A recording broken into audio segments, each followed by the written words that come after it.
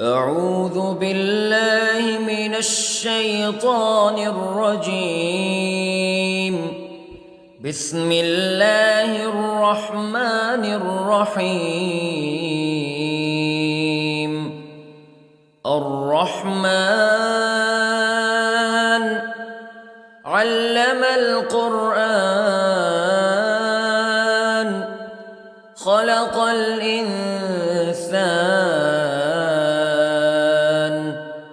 علمه البيان. الشمس والقمر بحسبان والنجم والشجر يسجدان والسماء رفعها ووضع الميزان ألا تطغوا في الميزان وأقيموا الوزن بالقسط ولا تخسروا الميزان. والأرض وضعها للأنام فيها فاكهة والنخل ذات الأكمام والحب ذو العصف والريحان فبأي آلاء ربكما تكذبان. خلق الإنسان من صلصال كالفخار وخلق الجان من مارج من نار فبأي آلاء ربكما تكذبان. رب المشرقين ورب المغربين فبأي آلاء ربكما تكذبان.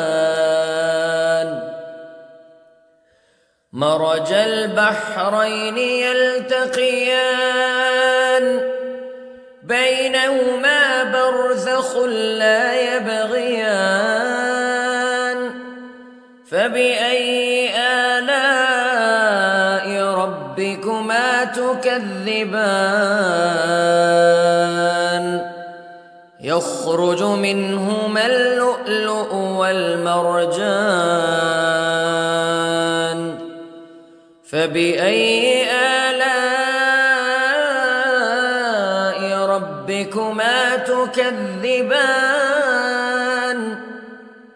وله الجوار المنشآت في البحر كالأعلام فبأي آلاء ربكما تكذبان. كل من عليها فان ويبقى وجه ربك ذو الجلال والإكرام فبأي آلاء ربكما تكذبان. يسأله من في السماوات والأرض كل يوم هو في شأن فبأي آلاء ربكما تكذبان. سنفرغ لكم أيها الثقلان فبأي آلاء ربكما تكذبان.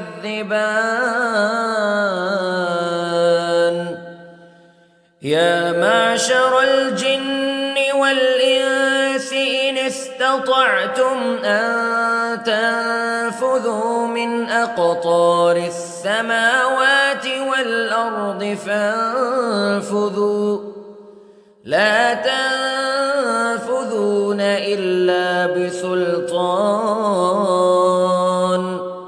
فبأي آلاء ربكما تكذبان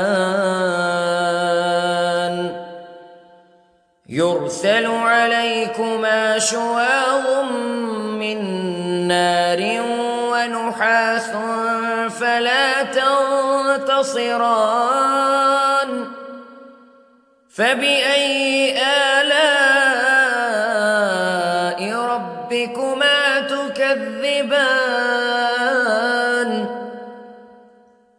فإذا انشقت السماء فكانت وردة كالدهان فبأي آلاء ربكما تكذبان فيومئذ لا يسأل عن ذنبه إنس ولا جان فبأي آلاء ربكما تكذبان يعرف المجرمون بسيماهم فيؤخذ بالنواصي والأقدام فبأي آلاء ربكما تكذبان هذه جهنم التي يكذب بها المجرمون يطوفون بينها وبين حميم آن فبأي آلاء ربكما تكذبان ولمن خاف مقام ربه جنتان فبأي آلاء ربكما تكذبان ذواتا أفنان فبأي آلاء ربكما تكذبان فيهما عينان تجريان فبأي آلاء ربكما تكذبان فيهما من كل فاكهة زوجان فبأي آلاء ربكما تكذبان متكئين على فرش بطائنها من استبرق وجنى الجنتين دان فبأي آلاء ربكما تكذبان فيهن قاصرات الطرف لم يطمثهن إنس قبلهم ولا جان فبأي آلاء ربكما تكذبان كأنهن الياقوت والمرجان فبأي آلاء ربكما تكذبان هل جزاء الإحسان إلا الإحسان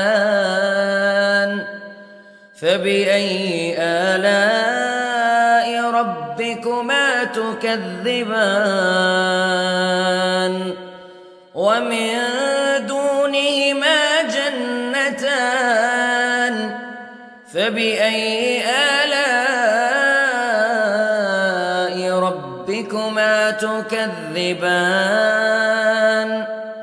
مدهامتان فبأي آلاء ربكما تكذبان فيهما عينان نضاختان فبأي آلاء ربكما تكذبان فيهما فاكهة ونخل ورمان فبأي آلاء ربكما تكذبان فيهن خيرات حسان فبأي آلاء ربكما تكذبان حور مقصورات في الخيام فبأي آلاء ربكما تكذبان لم يطمثهن إنس قبلهم ولا جان فبأي آلاء ربكما تكذبان متكئين على رفرف خضر وعبقري حسان فبأي آلاء ربكما تكذبان تبارك اسم ربك ذي الجلال والإكرام